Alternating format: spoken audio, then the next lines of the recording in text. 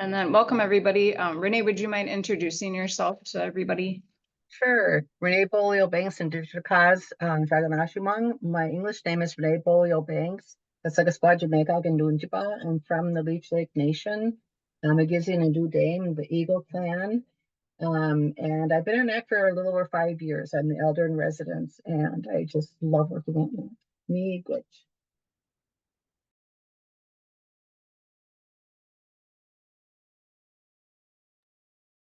Hey, Gritch, and Dr. Robbie. Hi, my name is Kari Robbie. I'm an addiction medicine and family practice physician. I'm doing the work with MAT, MOUD since about 2016. Been at NACC since 2011. Gritch and Nikki. And I'm Nikki Jardina, and I am the syndemic nursing supervisor at NACC, and I've been here since 2017. I feel like Sue is laughing at my new job title right now. We're chuckling with delight, which was very cute to see. Anyway, hi, Sue. Me, Gritch, Nikki, and I'm Lindsay King-Cooney. I'm the harm reduction coordinator here at NACC. Been here about 2 years. Thanks everyone for being here. I'm going to just do a few announcements. Share my screen.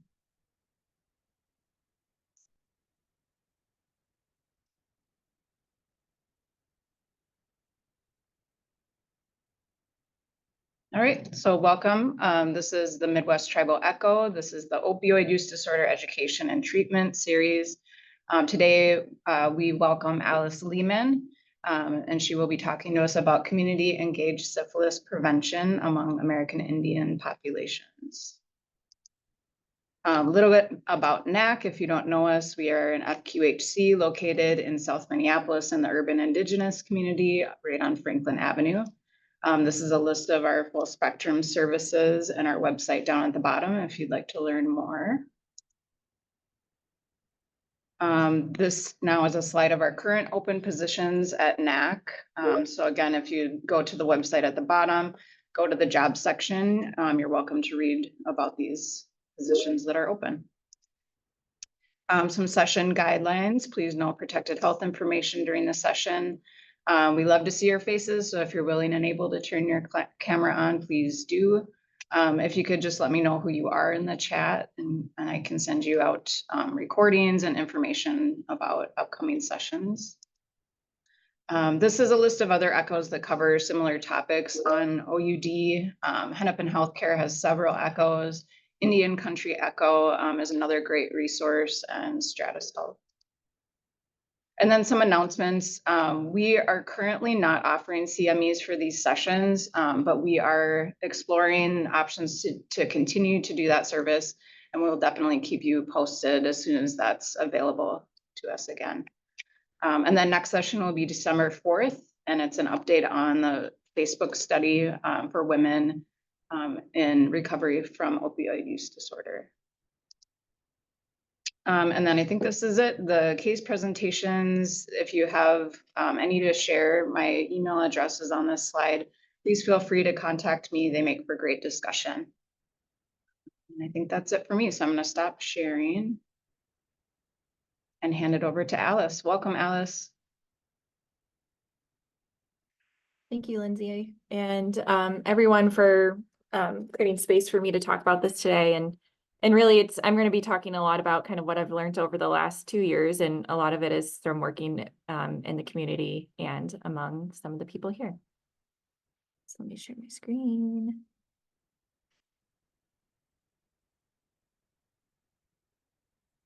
All right, how does that look? All right. So yeah, today the talk will be about community engaged syphilis prevention among American Indian populations. And I'll talk a little bit about who I am on a subsequent slide. I just want to highlight that the artwork on this introduction slide is from the Northwest Indian Health Board, and they have some amazing resources that you can distribute into your community and clinics that are culturally sensitive.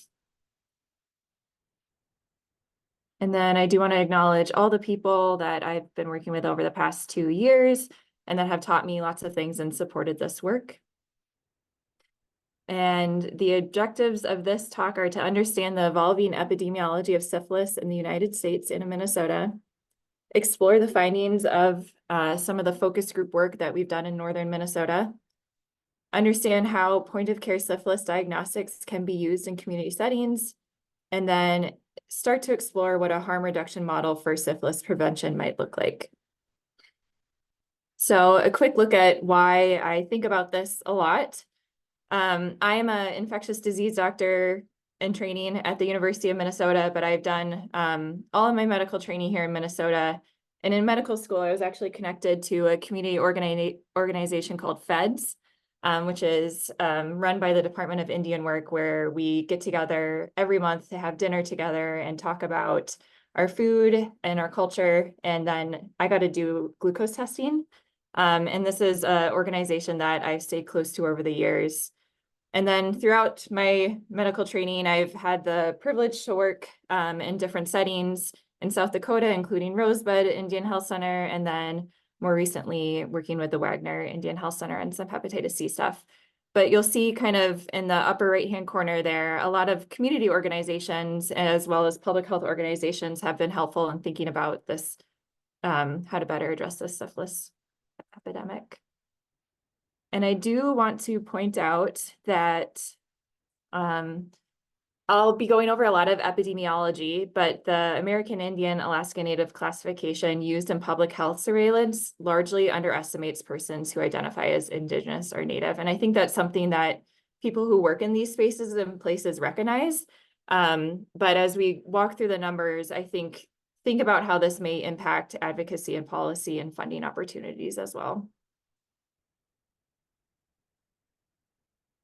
I'm not going to be talking a lot about syphilis, the disease, although I'm happy to come back in another session to highlight this complex infectious disease. But I do want to highlight that it's been around for centuries, and it's often known as a great imitator just because it can present over a great spectrum of presentations from asymptomatic to kind of a non-specific viral syndrome with rash. As we're walking through the slides, what's important for everybody to know is that syphilis can lead to fetal demise, congenital disease, and long-term complications in untreated adults, including cardiac and brain disease. But what's important is that syphilis can be absolutely fully treated with a course of antibiotics, depending on what stage of infection somebody's detected to have. All right, so why are we talking about syphilis in 2024? We are actually, and all these stats are from CDC originally and then from MDH, but we are seeing the highest rates of syphilis in more than 50 years. And here's a graph of the last 70 years of syphilis in the United States. And you can see after the discovery of penicillin, which we used to treat syphilis, numbers drop precipitously, and then there is a small kind of bump in the 80s to 90s, which they attributed to a drug epidemic. And then now we are in the highest rates in the past 50 years with a generalized rate of about 62 per 100,000. Subsequently, we are seeing a similar trend in congenital syphilis births. And again, this is very preventable if we screen in pregnancy and treat the pregnant person. And we are again seeing the highest rates that we've seen since the 1950s at about 103 per 100,000 live births. And when you think about where this is happening, this is a graph of the United States over the past 10 years, and this is happening everywhere across all demographics and race and ethnicities. There are some areas of higher incidence, but this is something that's been seen across all jurisdiction and territories. And when we ask, well, what about the other sexually transmitted infections? This seems to be largely isolated to syphilis and congenital syphilis. You can see that over the last 5 years, chlamydia and gonorrhea cases have really remained stagnant or are downfalling, while the syphilis and congenital syphilis cases are increasing. When we think about stage, one important thing to know is that the most infectious stages are the primary and secondary syphilis, but you can transmit at any stage. And we're seeing large increases among late duration or unknown duration or late syphilis, which is usually asymptomatic. then we can say, well, who's getting the syphilis? And this is something that's changing and important. So the rates of syphilis over the past 10 years across the nation have increased dramatically among women, increasing 190% over that time period, whereas men only saw an increase of 44%. And then when we look at the age of people being impacted by syphilis, it's persons of childbearing age, which becomes important for the increased rates of congenital syphilis. And then this slide is a really good representation of why we need to change what we're doing. And so over the past 10 years, here you can see in different colors the groups of people with primary and secondary syphilis, with the burgundy, the top part being men who have sex with men. And traditionally, we thought of syphilis as a disease of men who have sex with men. But you can see now that women and men who have sex with women, and then men who have sex with unknown sex partners are making up the largest proportion of syphilis cases. And so our traditional methodologies for outreach need to change and address this new population at risk. As with many health disparities, we're seeing increased rates among American Indian and Alaska Native persons. And so at a national level, the rates of early syphilis are 10 times higher among Alaska Native or American Indian Alaska Native females and 5 times higher among males. And then when you look at this broken down by geography, the Midwest being in the lighter blue color, you can see that these disparities are even higher. And so among American Indian males, the rates of syphilis are 11 times higher in the Midwest region. And among females, it's 23 times higher. And this subsequently is leading to really disproportional rates of congenital syphilis among the American Indian population. Nationally, we're seeing rates 12 times higher than that of non-Hispanic white populations. And based on the 2022 data, that impacted 1 in 55 live births among American Indian women impacted by congenital syphilis. So what are the other associated behaviors with persons who are getting syphilis? This is also something that's been changing from previous data. So here we're looking at use of drugs among women and men who have sex with men who have syphilis. And you can see a difference that we're seeing increased drug use among women, including injection drug use and non-injection drug use. And we don't see the same behavior among our men who have sex with men to the same degree. And then I think Sue's on the call, but when I started thinking about this work, I was asking people, well, why do you think this is happening? The word that came out was chemsex. And so this graph is demonstrating that exactly, that nationally up to 40% of women with early syphilis have sex while intoxicated or high. And the same is for men who have sex with women. And we're not seeing as high rates again among men who have sex with men. And when we look at this geographically, the rates are even higher in the Midwest. So what is happening in Minnesota? So here in Minnesota, we are also seeing increased rates of syphilis. And in the stars are the 11 federally recognized tribes across Minnesota. And you can see the darker blue is the higher rates of syphilis. And there's definitely some urban density, but there's rural areas that are seeing really high rates of syphilis. And again, we've been seeing increasing rates of syphilis in Minnesota. We had a small decrease from 2022 to 2023, which is hopeful, but the trend in general is still upward. And specifically for women, the trend is still increasing over 2022 to 2023. And the rates have increased more than 500% in women in Minnesota. And then when we look at health disparities, again, what's reflected nationally is reflected here in Minnesota. And we're seeing about a 16.2 time higher rate of syphilis among American Indian populations as compared to white non-Hispanic populations. And then subsequently as well, we are seeing really high cases of congenital syphilis as well, the highest number in about 50 years. And they've done a little bit of national surveillance data to look at what are the missed opportunities in congenital syphilis prevention. And this was presented last year at one of our conferences. And when you look at Minnesota, the missed opportunities included pregnant persons that had no timely prenatal care and hence no syphilis testing, or they either had late identification in pregnancy. So all that being said, we are seeing increased numbers of syphilis among a new demographic of women and men who have sex with women. Health disparities exist, and we're seeing increasing rates of congenital syphilis, and there is a behavioral association with chemsex. And so I think often syphilis has been getting a lot of news recently and questioning how on earth are we here? And just to kind of run through this quickly, I think it's multifactorial, but syphilis is literally one of the most complex infectious diseases.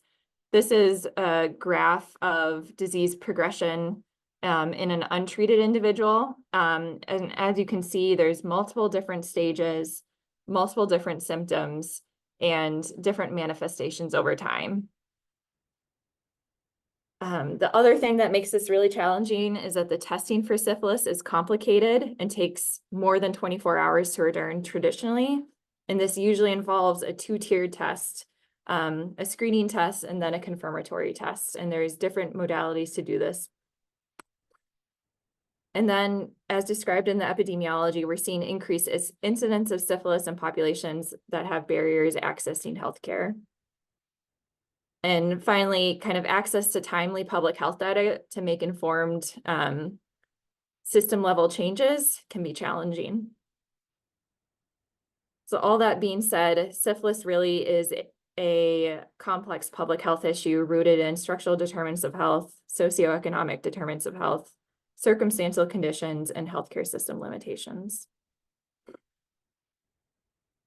And usually when I talk about this, I say there's things we can do in the clinic and there's things we can do in the community. And today I'm really going to focus on what we can do in the community and some lessons learned.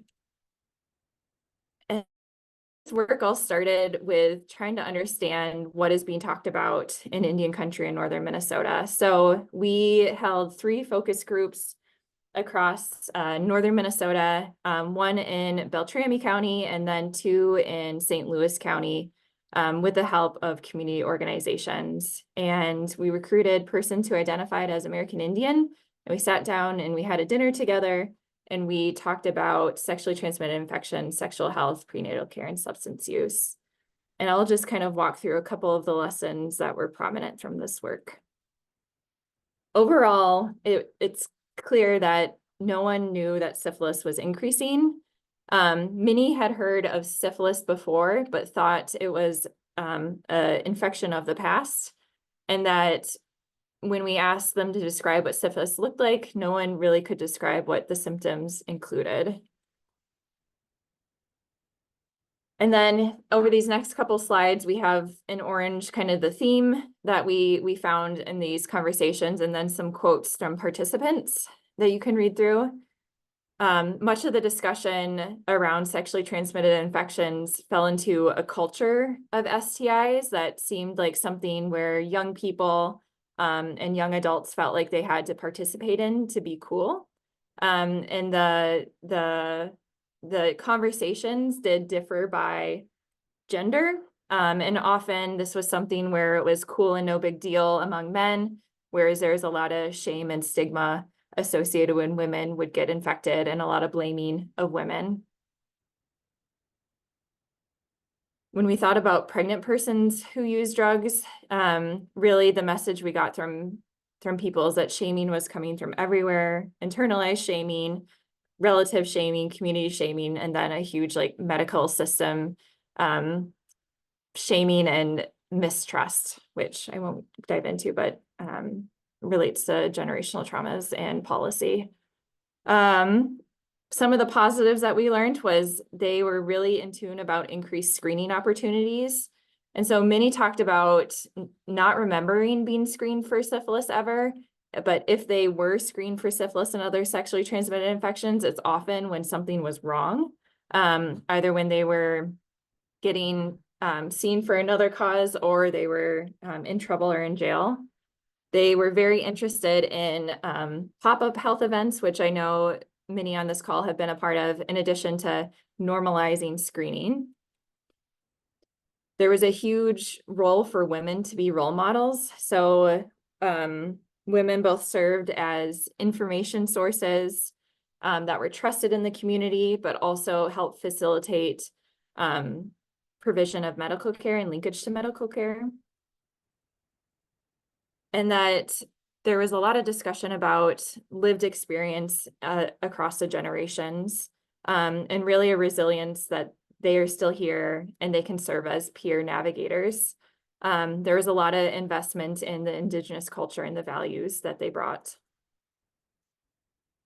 So overall, when we think about addressing the syphilis question from a social ecological framework, there's different areas where we can intervene, including at the individual level, where we can maybe increase knowledge about syphilis or attitudes, the interpersonal level. So this is relationships between sexual partners or relatives. There's an area for peer support here. At the institutional level, this could look like increased screening opportunities or increased access for persons who use drugs and addressing medical mistrust and harm. At the community level, we can draw on the values of the community in addition to Indigenous knowledge.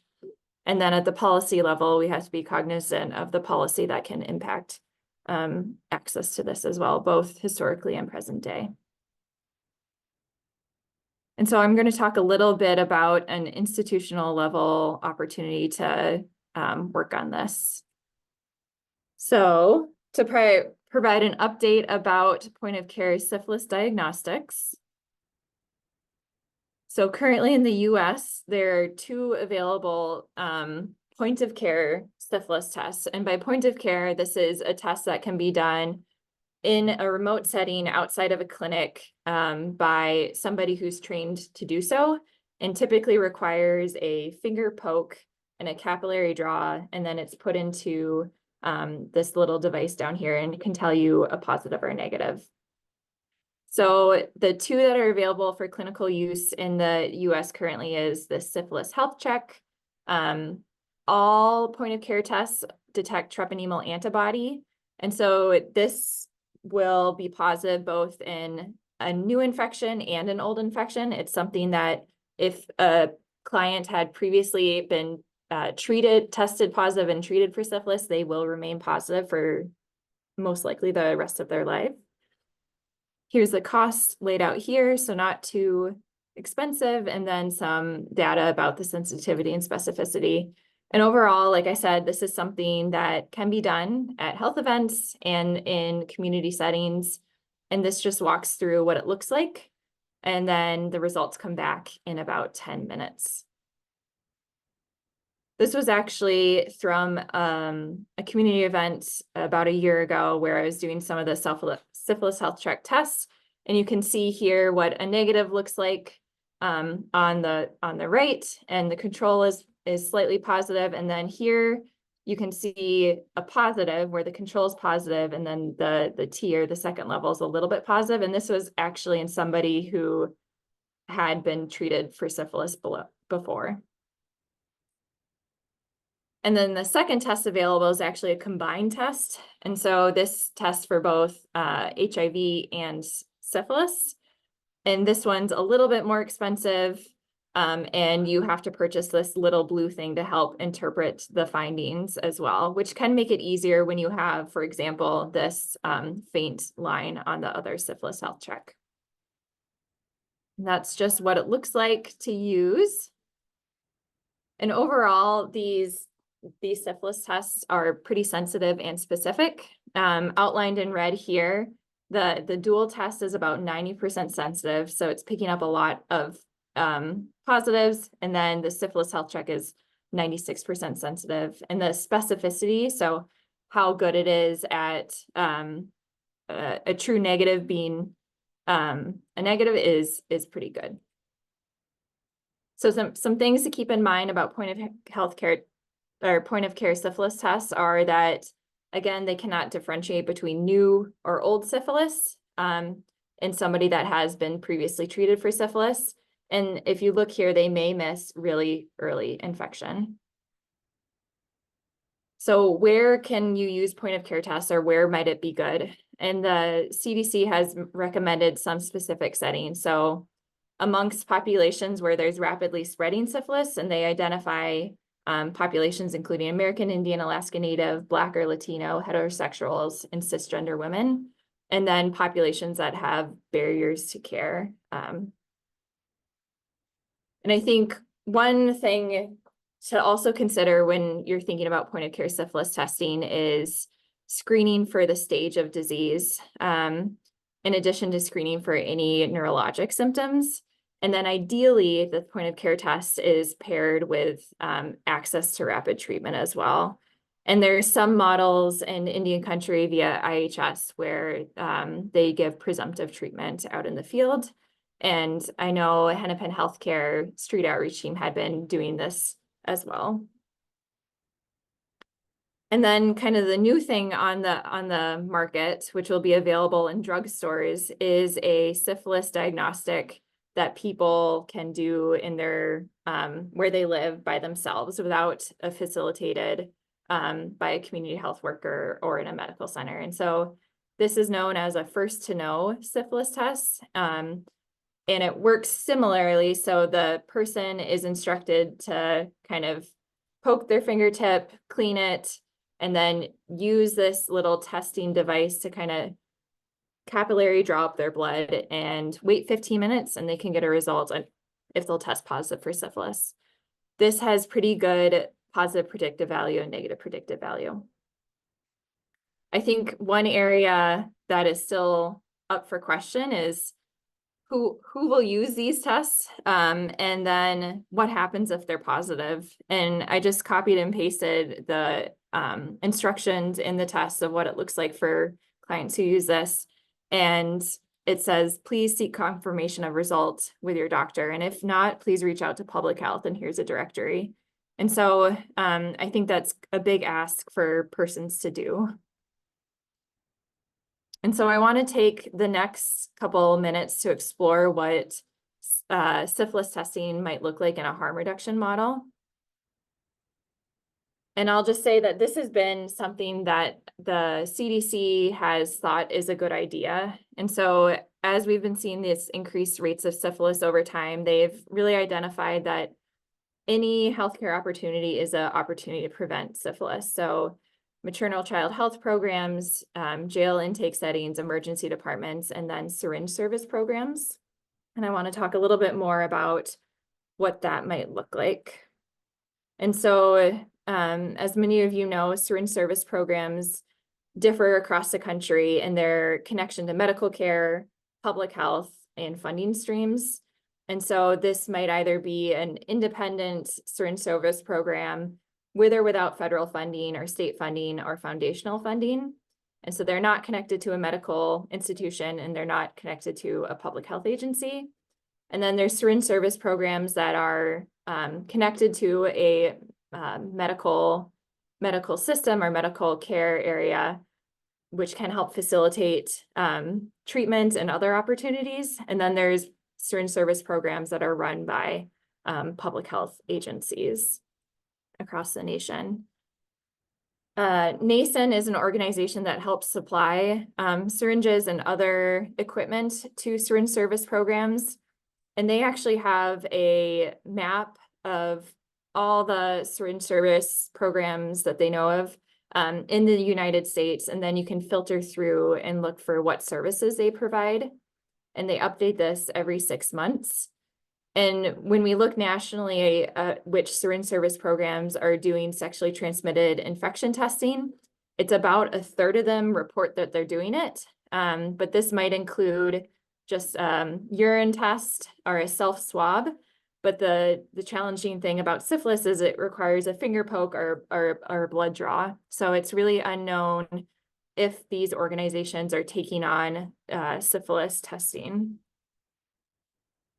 And then looking at what's done in Minnesota, according to the available information on the Syringe Service Program Network Calendar from Minnesota Department of Health, it really seems that it's quite limited / unknown if organizations are actually performing the syphilis test. There was a pilot program through Minnesota Department of Health with different community organizations, including some syringe service programs, in addition to other public health agencies, and actually some jails, looking at the use of syphilis point of care tests, but that phased out. And so I think there's a lot of question about should and how this should continue in Minnesota. And overall, I think it's important to recognize that there's funding barriers to this. And talking to some community organizations, there's knowledge and training that needs to happen regarding syphilis testing and disease, and that linkage to care models need more attention, specifically for SSPs that are connected to a medical delivery system. Regarding funding for this, overall, I think we all know that the public health ask doesn't necessarily match the funding to do the work. The CDC estimates that a small rural SSP has an annual budget of about $400,000, and that an urban syringe service program has a budget of about $1.8 million. There was a recent analysis of the funding across the SSPs nationally, and there is a median annual budget for urban SSPs of about $100,000, so very much below that of the recommended from CDC or estimated. And in rural settings, this was even lower, with a median of about $25,000. And when we think about syphilis specifically, there's limited funding opportunities to actually purchase these point of care tests. There's incentives to do HIV testing. And so one of the things that can be done is repurposing HIV funding specifically to get the dual tests, where you can test for both HIV and syphilis in these settings. And the CDC actually recently in 2024 announced flexibility to expand their funding, the funding sources originally directed at HIV to also address the syphilis epidemic. But still more money is needed. And then regarding this, the second potential barrier, if syringe service programs are being asked to do syphilis screening, training needs to be prioritized. And so again, employees of syringe service programs come from diverse trainings and backgrounds and often have lived experience. The original harm reduction syringe service program models were founded in the prevention of bloodborne pathogens. So there's established trainings in HIV and hepatitis C screening and counseling, but no such training exists for syphilis. And so this is something that needs to be prioritized. And I think a really big question that we're still learning to explore with HIV testing and hep C testing, although we've had some good demonstrations of linkage to care, is what does that look like for syphilis? And specifically, there's good models that work when syringe service programs are connected to medical facilities or potentially public health agencies that have a 340B or a sexual health unit. But what should this look like for syringe service programs that don't have those connections just by default and are independent? So I think a lot of attention needs to be paid to this, looking at both how do we implement these tests and then link to care, and how can we build partnerships in community organizations, and what should communication to public health look like, and is there a role for telemedicine? So that needs attention.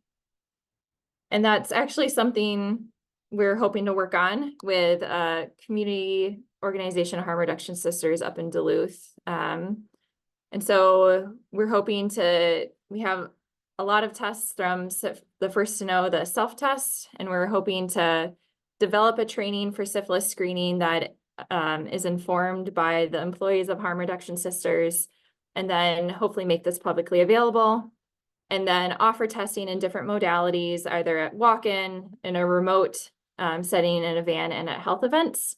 And then we're going to explore some linkage to care models with the help of We Clinic, which is a reproductive and sexual health clinic up in Duluth, and our mobile health initiative at the University of Minnesota. So more to come. And those are all the resources regarding some of the slides that I talked about and other syphilis and sexually transmitted infection disease guidance. And I will pause there for questions.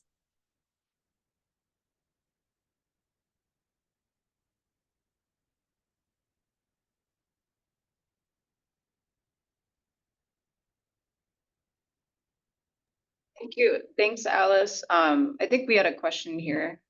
Yeah. We just a very specific question, which is around the point of care testing. When back in, I think it was 2016, 17. 17, the we had point of care testing through the Department of Health, and it was done sort of in what at the cabinet over by the wall here.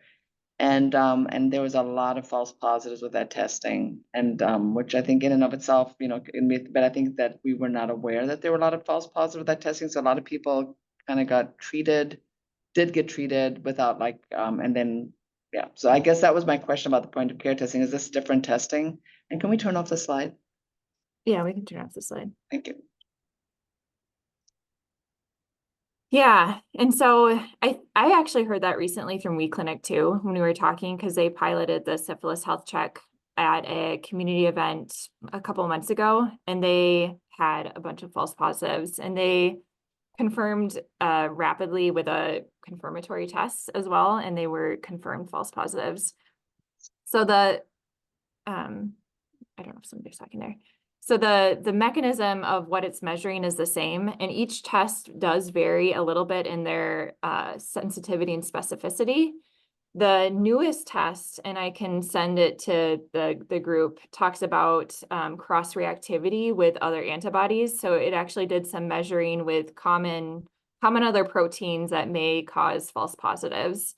And they found a lower rate than traditionally reported. Yeah. And I think with other testing, and Nikki can speak to this better than I, we found that there was one of the tests was for HIV, I think had cross-reactivity with the COVID vaccine elements. Was that not right? So Or that's the suspected suspected cross-reactivity. cause, but yeah. So I think that what was I think that if one has an immediate screening test available, that's great. I think if the challenge is using those tests and then not knowing that, and then sort of like the information that's given to patients. Right. And I know giving the diagnosis of syphilis to somebody carries, again, what we talked about, the more focus groups, the stigma and shame. And so then they have that, and we can't take that away, even when I agree.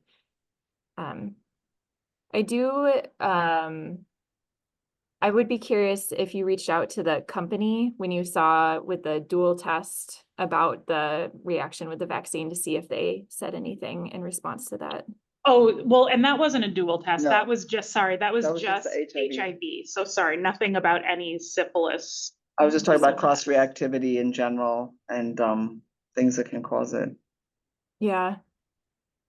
The study of this new at-home test, which again measures antibodies, had a screen for about 20 different common antibodies that people might have or proteins, and I can send that to you. And it was two of them did interact, but the levels were low. Yeah, I think that moving forward, we would just, if we did that sort of test, we would just say this is an initial. We would just be really clear. This is an initial screening test. We need to confirm it with the follow-up test. Yeah. I agree.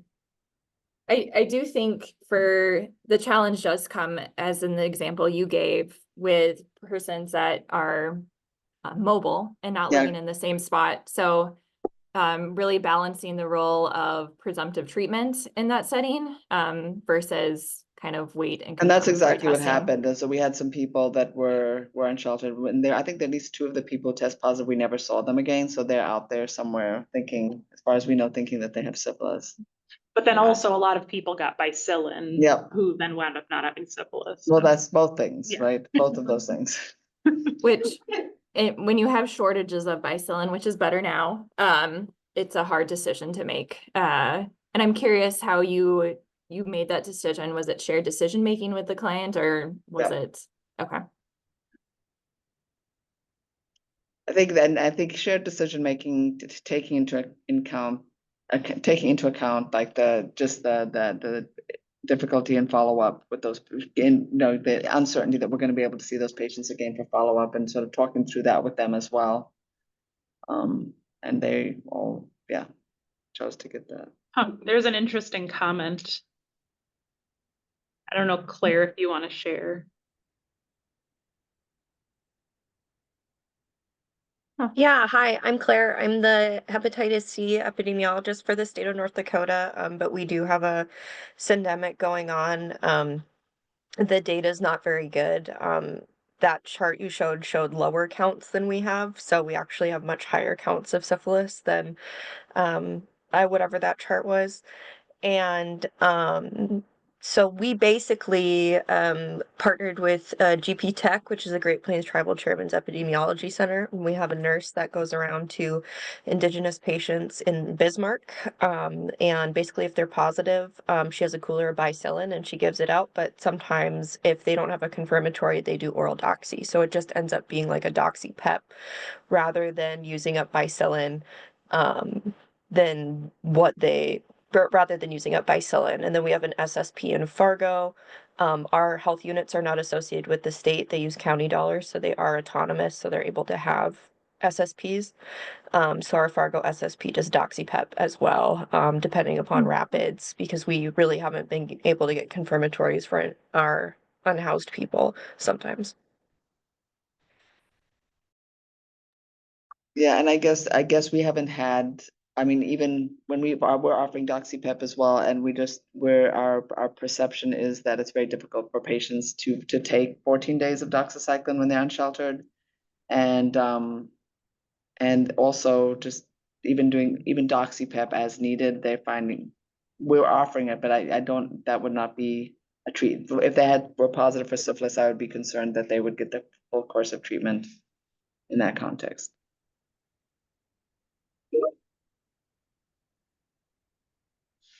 Yeah, absolutely.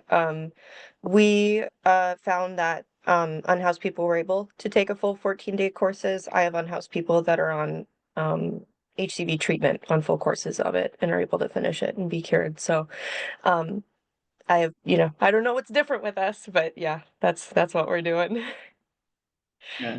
And of course, that's the shared decision making, because we've had people who are sheltered who are able to as well. Then we have people who just look at us, who are just like very clear that they don't feel able to do that, or who have lose their medications, or their medications are stolen. So, but I mean, I'm sure our patients are not homogenous.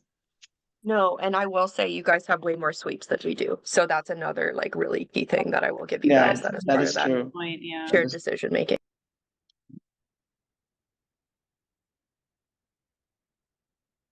Do we want to just ask for clarification around the transmission stage? I think, so our understanding is that, that syphilis is not transmittable after about a year.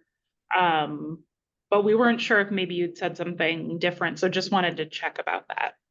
Yeah. So when it's in the late latency phase, Mm-hmm. so where it becomes really important is among women who could potentially become pregnant, because there's still a 15% risk of vertical transmission through the placenta at that point in time. Oh, so the transmission risk there is vertical. Yeah, interesting. But if patients, which is not the same thing, if patients are pregnant and get and they're late, if they're late and they need 3 doses of bicillin, if they get just one, that does prevent the vertical transmission. 1 dose. So if the question is if the pregnant person has latent syphilis, so the unknown duration stage, does 1 do enough? I don't think we know that. Oh, yeah. Yeah, like the ideal treatment is 3, but they've never done a study to really demonstrate 1 is enough. Well, I was in a conversation recently where I thought that was said, but maybe, yeah, I'll do it. There's another comment in the chat. Lizzie, I think that's you. Did you want to unmute?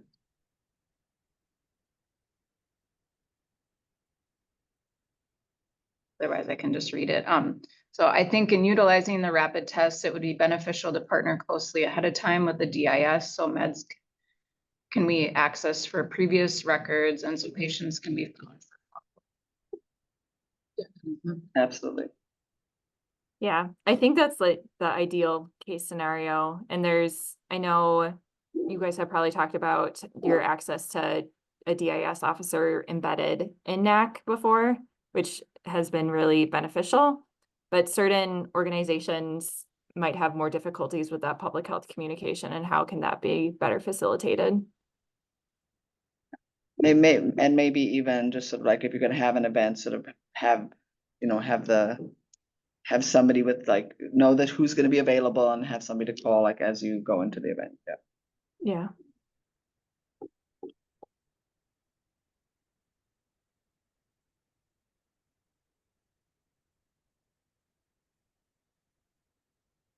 Any other questions for Alice or comments?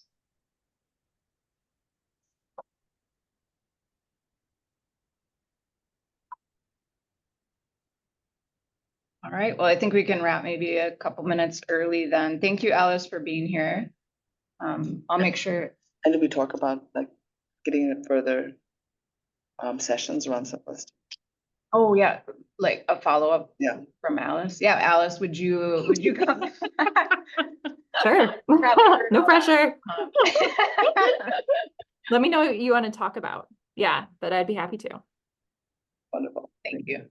Can I just jump Well, in on that with a awkward note. question? Oh, So I'm just thinking about, the chemsex piece and, I think, like what I speculate is syphilis travels with methamphetamine more than like with what was considered heroin, or now it's Fetty or whatever it is that we've got going, but it seems like it would be more in line with meth. And do you have any thoughts about that, Alice? I don't think we've ever talked about it. Yeah, and I think that's where there's some differences when there is like the 80s to 90s bump. And now this increase is what people are using. And so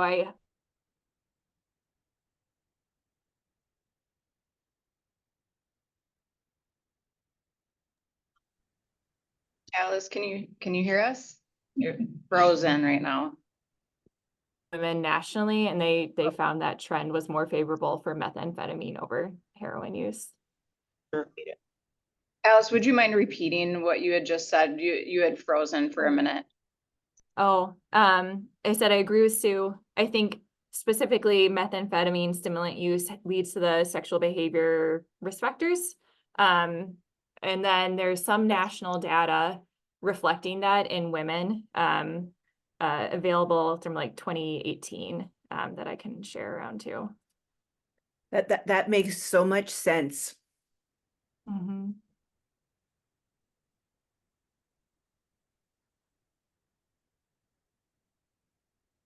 Great All right. conversation. Thank you. Yeah, thanks for being a part of this. You know what? I was just thinking about that, what's Sue's question, and I think also I'd be interested to know like the definition of chemsex and whether, I mean, the link between meth and sex, is clear. But then I think when we think about, when we think about sex that could be linked to opiates or to fentanyl, more along the like, survival sex or sex work realm. Is that chemsex? I mean, it's sex that's linked to a substance, but it's not like it's not the same thing. Yeah. And so, anyway, not to throw a monkey wrench into anything, but it does make me wonder if like certain populations and the link between, having sex when using a substance and syphilis risk there could be like a fentanyl or heroin, or whatever, where depending on where you are, an opioid link there if it's a sort of different kind of Yeah, chemsex. we're seeing, I would say that I see the link with fentanyl being more around survival sex than around using the substance while you're. Like intentionally pairing intentionally, them, yeah. yeah, so, but maybe that's not exactly chemsex in terms of its most like clear definition. Right.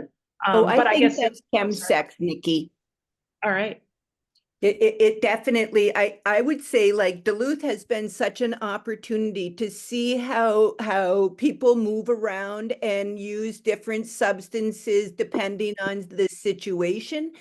And if you think about, like trading sex for drugs, right? During Yeah. COVID, everybody talked about syphilis during the lockdown of the pandemic. And I think that that's got a lot to do with it, and trap houses, and people need to pay their dues. And so I think there's a lot involved there related to, well, all the issues we deal with. yeah. Agreed. There's another question.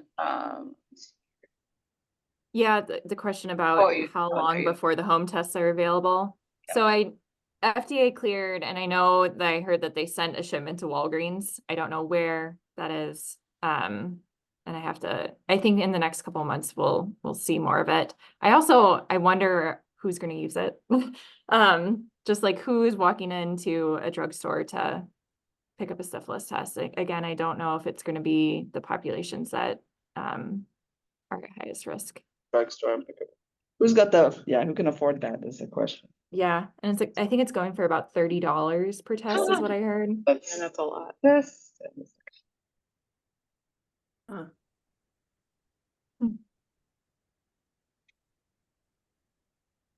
We'll pay them to get the test, gift cards and incentives.